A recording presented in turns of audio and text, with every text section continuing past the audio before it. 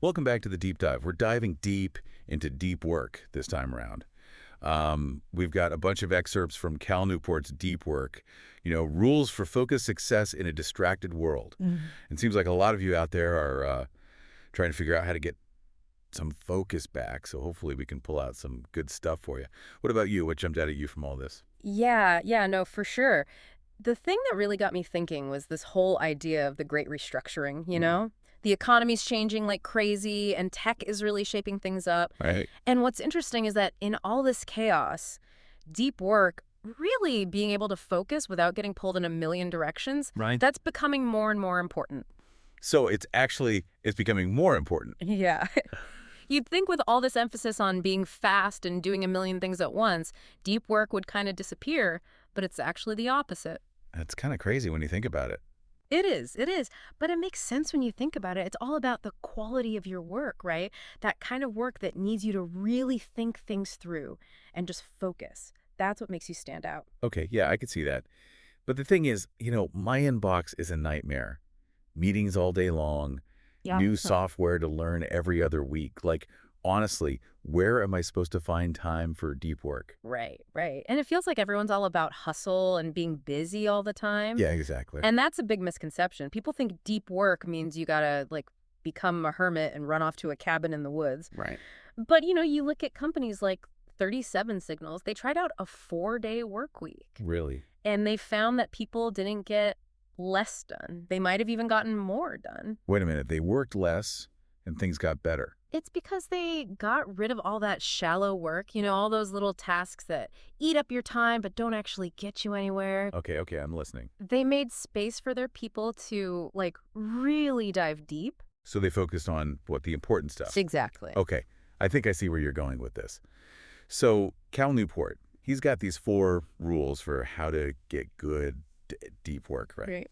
Let's start with the first one. Work deeply. Right. I thought this whole depth philosophy thing was really interesting. Like, you have to actually choose a strategy for how you're going to, like, make deep work happen. Yeah. What about you? Which one made the most sense to you? Well, each one's got its own good points, but, Cal Newport himself, he uses something called the bimodal philosophy. Okay. He actually spends like a whole week at a time in a cabin in Maine, no distractions, just writing. A whole week. Wow. Not everyone can just disappear for a week, of course, Right. but it shows you how seriously he takes this whole deep work thing, making time for it. That's hardcore. So there's like the monk in a monastery shutting out the world. That's one. Then there's these intense writing retreats. What are the other ones? You've got the rhythmic philosophy where you build deep work into your schedule regularly. Like maybe you spend the first 2 hours of every day on a deep work task. And then there's the journalistic philosophy where you kind of grab those deep work moments whenever you can, even if you're super busy.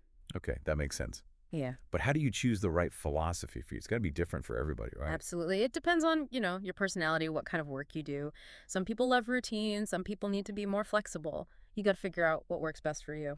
Okay. I love the part about rituals, like setting the stage for deep work. Yeah. It reminded me of, wasn't it Woody Allen? He used to type his jokes on an old typewriter and they go edit them in the shower. That's right. That's right. That's a pretty good example. It might sound weird, but it makes sense. Having those rituals helps you get away from distractions and just focus. Absolutely. Like Jung had his Bollingen Tower, his own little retreat. And Adam Grant, he does all his teaching in one semester so he can focus on research the rest of the time. Smart. Even just having a dedicated space for deep work, even if it's just a corner of your office, it can tell your brain, okay, it's time to focus now. Hmm. It's like you're training your brain, setting up the right environment for focus. Right. Okay, so rule #2, embrace boredom. Yeah. This one, it sounds kind of strange, but I get it. I mean, we got to train our brains to not get distracted all the time, right? Like build up those mental muscles. Exactly. It's like, you can't just run a marathon without training, right? You got to build up to it. It's the same with concentration. You got to practice. So like, how do you even do that? The world's like one giant distraction. Right. Well, think about it. Look at Orthodox Jews. They spend like every morning studying religious texts. Yeah. That takes serious focus. And they do it every day. It's like a workout for their brains. So we need to like build up our mental endurance. Exactly. But HOW, I mean, come on. Everywhere you look, there's something trying to get your attention. Yeah. Well, Cal Newport, he suggests something called internet blocks. What's that? You basically schedule time to completely disconnect. No email, no social media, no internet at all. It gives your brain a break from all the noise. So like a digital detox, Yeah, kind of. yeah, you could think of it that way. It can be tough at first. Yeah, that But there's this thing called attention residue. attention residue. Yeah. Basically, every time you switch your focus, a little bit of your attention stays stuck on the last thing you were doing. It's like mental clutter. Huh. Makes it harder to really concentrate. I know exactly what you mean. It's like when you're trying to work on something but keep checking your email and your phone, Yeah. you're never really all there. Exactly. And that's why embracing boredom is so important. You're clearing out all that mental clutter and strengthening your focus muscle. Okay, that makes sense. You know what else I thought was really cool? What's that? This productive meditation idea. Like, instead of spacing out on my commute, I could actually be using that time to think through problems at work. That's a great point. Cal Newport talks about walking to work and, really using that time to think deeply about his research. It's not about emptying your mind like in regular meditation. Okay. It's about actively engaging your mind with a specific problem. So you're like actively thinking while you're walking. Right. It can actually help you concentrate better and solve problems more effectively. Interesting. All right, let's move on to rule #3. Quit social media. Oh, yeah. This one, it's a little extreme, but I get it. I mean, I feel that pull towards social media all the time. It's like automatic. Right. It can be like an addiction. Huh. But Cal Newport, he talks about this craftsman approach to tools. You got to be picky about the tools you use in your life and choose the ones that actually help you. Okay, so not just jumping on every new app or platform that comes along. Exactly. He uses the example of this farmer, Forrest Pritchard. Okay. This guy has a whole system for deciding whether to use a new tool. He asks himself, will this actually make a big difference in the work I'm doing? Will it help me produce something valuable? So it's all about focusing on the tools that actually matter. Right. And there's this thing called the law of the vital few. Basically, it says 80% of your results come from 20% of your efforts. Right. So you got to figure out which 20% of your online activities are actually valuable and get rid of the rest. That makes sense. And then there's that digital declutter he talks about, that 30-day social media fast. I bet that really makes you realize how much time you spend on those apps. It does. And even taking a short break from social media can be really eye-opening. Barrington Thurston, this writer and comedian, he unplugged from the internet for 25 days. Wow, 25 days? Yes. And you know what? He found that he was less stressed, more present. He even started talking to strangers more. That's amazing. Mm. But I bet it's scary to disconnect like that. What's the big benefit people usually see? Well, one of the biggest is getting over that fear of missing out, that feeling like you're always behind on what everyone else is doing. Right, right. A digital detox helps you break free from that and reconnect with what's actually important to you. Okay, rule #4. Drain the shallows. This is where it all comes together, right? Yeah, I think so. Once you've got the other rules down, you can finally start getting rid of all that busy work that doesn't really matter. It's about taking control of your time, and your attention. Scheduling every minute of your day might sound crazy, but it's a really powerful way to make sure you're spending time on deep work. So it's not just about adding more deep work. It's about managing your whole schedule so you can fit it in. Right. Cal Newport actually tried scheduling his whole day, from the moment he woke up to when he went to bed. Wow, really? That's a lot of discipline. It is. But it forced him to be really intentional with his time. But what about, things that pop up unexpectedly? Life happens. Of course. Of course. You need to be flexible. But the point is to have a plan so you're not constantly reacting to whatever comes up.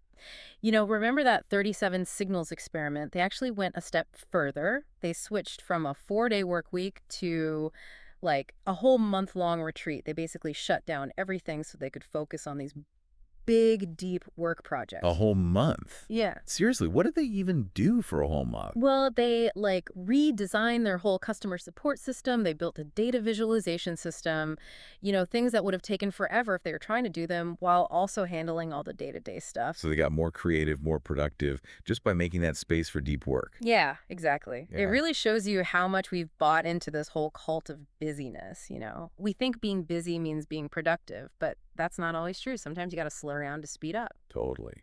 Those tips for dealing with email were great. The sender filter, doing more work in your replies. I need to try those. Email is such a time suck. Oh, yeah, it's a constant struggle.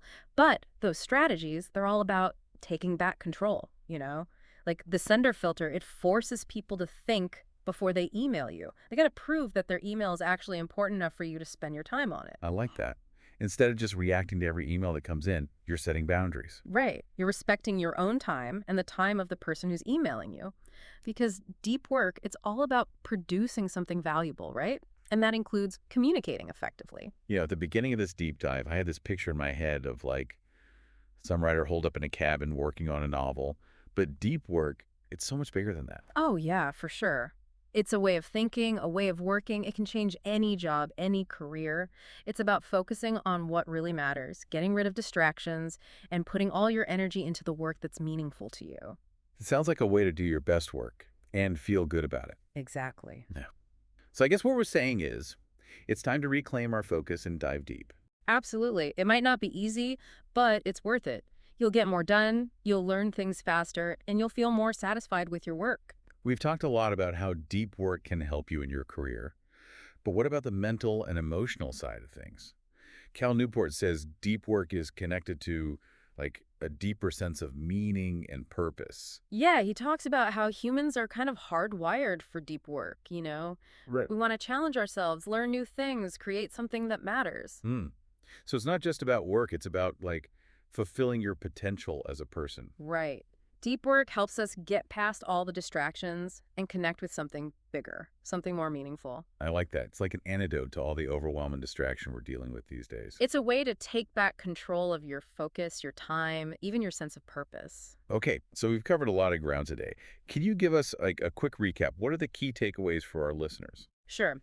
So here are 10 things to remember about deep work. One, it's becoming more and more important in today's world. Two, it's not just for monks or writers, anyone can do it. Three, you need a strategy, a depth philosophy. Four, create rituals to help you focus. Five, learn to embrace boredom. Six, use your downtime for productive meditation.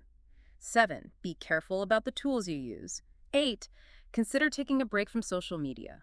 Nine, get rid of shallow work. 10, take control of your inbox. There you have it. 10 ways to take back your focus and unlock your potential. Now, here's one last thing to think about. We've been talking about deep work in our jobs, but what if we apply these ideas to our personal lives too? Ooh, that's interesting. Right. Like, what if we brought that same deep focus to our hobbies, our relationships, even our personal growth? It could be pretty amazing. I love that. Lots to think about there. Well, if you enjoyed this deep dive, let us know. And if you've got some sources you'd like us to explore next, send them our way. Until next time, happy diving.